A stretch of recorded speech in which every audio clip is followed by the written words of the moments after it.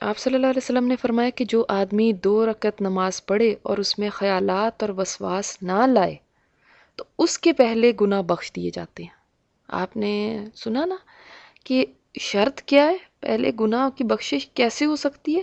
کہ نماز میں آپ کے خیالات اور وسواس نہ ہو۔ تو وسوسوں کا آنا تو ایک نیچرل بات ہو سکتی ہے کہ انسان کے ذہن میں وسوسہ آ جائے، ٹھیک ہے، کیونکہ ایک شیطان اسی کام کے لیے لگا ہوا ہے کہ وہ اذان کے وقت بھاگ جاتا ہے، جب وہ جو ہی اذان ختم ہوتی ہے پھر واپس آ جاتا ہے، پھر جب اقامہ دی جاتی ہے پھر بھاگ جاتا ہے، پھر اقامہ دینا ختم کر دیا جاتا ہے تو پھر واپس آ جاتا ہے، اور اسپیشلی نماز کے اندر آ کے ستاتا ہے، خیالات لے کر آتا ہے۔ تو ایک ہے خیالات کا خود بخود آ جانا، اب وہ ان کے اندر آپ نے بار بار اپنا ذہن واپس لے کر آنا ہے، لیکن ایک ہے خیالات کا لانا کہ آپ نے اللہ اکبر کیا، ساتھ ہی کچھ سوچنا شروع کر دیا۔ تو دیکھیں نماز جو ہے نا، آپ کے گناہوں کی بخشش کب بنے گی؟ نماز اصل میں صلات ہے نا، تو کیا مطلب ہے؟ کا مطلب ہے جلا دینا۔ کس کو جلاتی ہے یہ؟ گناہوں کو، ان کا کفارہ بن جاتی ہے۔ آپ نے کبھی سوچا کہ ہر نماز میرے پچھلے گناہوں کا کفارہ بن گئی؟ تو یہ تلوار کی طرح ہے، سمجھ لیں۔ آپ بچوں کو بھی یہ کہہ سکتے ہیں، ہم کہیں کہ اٹھو نماز پڑھو، اس سے بہتر ہے ان کو کہیں دیکھو تمہیں سورڈ سے کھیلنے کا شوق ہے، ننجا اور ان کا اس کا وہ شوق ہے، تو یہ دیکھو یہ نماز ہے نا، یہ بھی تمہاری یہی ہے، سورڈ ہے، اس سے تم اپنے گناہوں کو ختم کرو۔ اسی طرح حضرت علی بن حسین رضی اللہ تعالیٰ عنہ جب وضو کرتے تو آپ کا رنگ زرد ہو جاتا تھا۔ آپ سے پوچھا گیا کہ وضو کی وقت آپ کی یہ حالت کیوں ہو جاتی ہے؟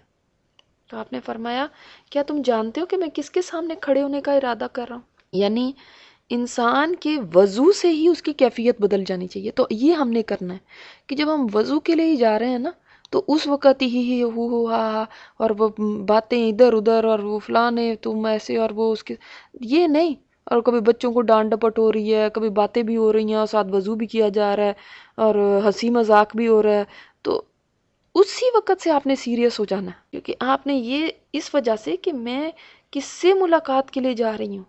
اگر آپ ایک جسم کو دیکھیں، ایک ڈیڈ باڈی ہے تو وہ کسی کام کی ہے؟ یہ کسی کام کی نہیں، گھر والے بھی اس کو لے کے تو مٹی میں دبا آتے ہیں، کیونکہ اب وہ کسی کے بھی کام کا نہیں رہا، ٹھیک ہے؟ تو جو نماز بغیر روح کے ہے وہ بھی بیکار نماز ہے، اس کی کوئی ویلیو نہیں ہوگی قیامت کے دن۔ کیا اس کے نامہ اعمال میں کوئی وزن ہوگا؟ خود بتائیں، اس کی کوئی ویٹ ہوگا؟ اس کا کیا اجر ملے گا؟ کہ آپ نے روح کے تو نکال لی ہے، صرف آپ کی فزیکل جو اس کی پریزنس ہے، وہ تو ڈیڈ باڈی کی بھی فزیکل پریزنس ہوتی ہے، آپ کیوں نہیں اس کو گھر میں رکھ لیتے؟ ہاں، کیونکہ آپ کو پتہ ہی اب کوئی کام کی نہیں رہی۔ تو نماز میں 2 حاضریاں، ایک تو آپ نے جسم کو تو حاضر کرنا ہی ہے، جسم کو تو ٹھیک ہے آپ نے مارے باندھے کا اٹھا کے مصلی پہ کھڑا کر ہی لیا، لیکن اس کے علاوہ دوسری جو آپ کی اٹینڈنس ہے نا، وہ آپ کی دل کی اٹینڈنس ہے، دل کی حاضری ہے۔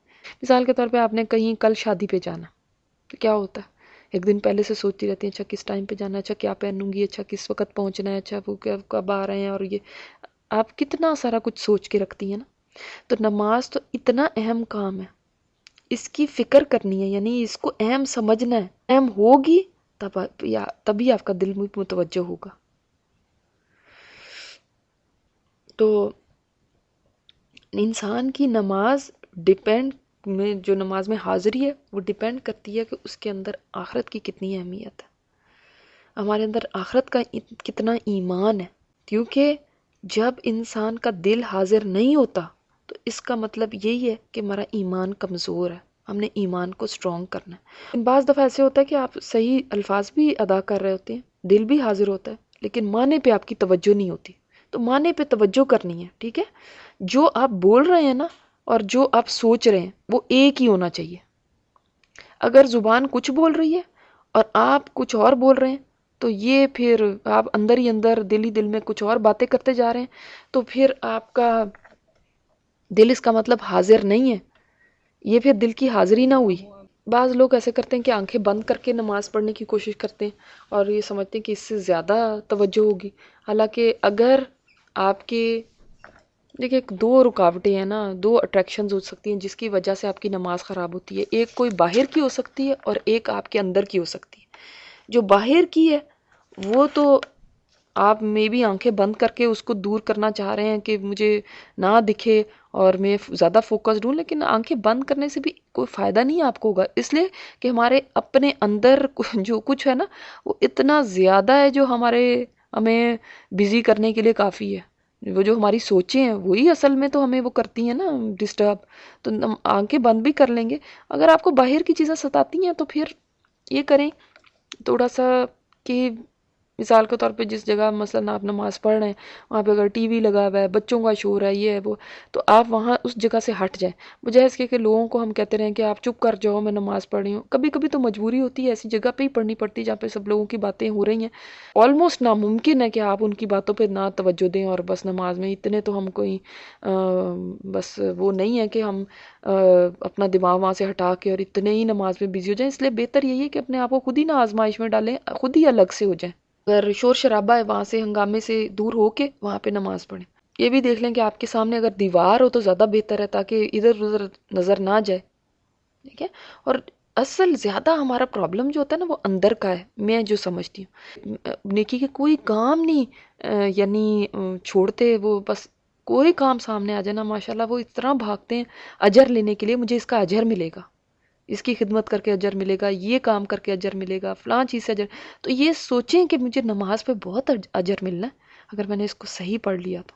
ہم صرف اس کو ایسے سے پڑھتے ہیں کہ جیسے کہ بس ایک ڈیوٹی ہے اس کو پورا کرنا ہے، اس پہ اجر وجر کچھ نہیں ہے. اجر کا سوچیں، اس سے میرے گناہ بھی دھل جائیں گے اور مجھے بڑا ثواب ملنا. جب ہم سوچوں میں گم ہو جاتے ہیں، اللہ تعالیٰ کہتے ہیں اس وقت جب آپ اللہ اکبر کہتے ہیں نا اللہ تعالیٰ آپ کی طرف متوجہ ہو جاتے ہیں.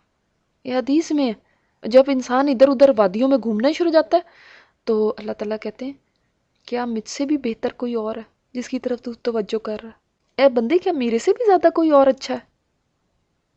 کتنی شرم کی بات ہے نا کہ میں فلاں کے بارے میں سوچ رہی ہوں اور فلاں کے بارے میں سوچ رہی ہوں اور کھانے کے بارے میں سوچ رہی ہوں اور سیر کے بارے میں سوچ رہی ہوں اور اب میں نے کیا پہننا ہے اس کے بارے میں سوچ رہی ہوں اور اچھا بچوں نے ہوم ورک کیا یا نہیں کیا اس کے بارے میں سوچ رہی ہوں. آپ اب سوچیں کہ اللہ تعالیٰ کہہ رہے ہیں مجھ سے بھی زیادہ کوئی اور اچھا ہے جس کی طرف تو اس وقت توجہ کر رہا ہے. اگر دن بھر میں آیا ہی آیا میرے پاس، ایک وقت کھڑا ہو ہی گیا، اب یہ ہے کہ پھر مجھے چھوڑ کے پھر کہیں اور چل پڑا، پھر دنیا نے تجھے کھینچ لیا، سارا دن تو دنیا میں ہی گم رہتے ہو. اگر 3 منٹ کے لیے اللہ کے سامنے کھڑے ہو ہی گئے تو وہ 3 منٹ بھی اللہ کو نہ دے پائے کہ کم از کم فرض نماز میں. ہماری نمازیں ہوتی کتنی لمبی ہیں، کون سا پوری پوری رات ہم نمازوں میں بڑے کھڑے رہتے ہیں. ہارڈلی 5-10 منٹ سے زیادہ کیا ہوتی ہیں. وہ 5-10 منٹ بھی نہ تم زندگی کے مجھے دے سکے توجہ کے ساتھ. اس میں بھی دنیا ہی یاد ہے، سارا دن دنیا، اور نماز میں کھڑے ہوئے بھی دنیا. ہمارے لیے تو ڈوب مرنے کا مقام ہے نا. اگر اللہ تعالیٰ ہمیں کہے کہ میرے سے بہتر کسی اور کی طرف چل پڑے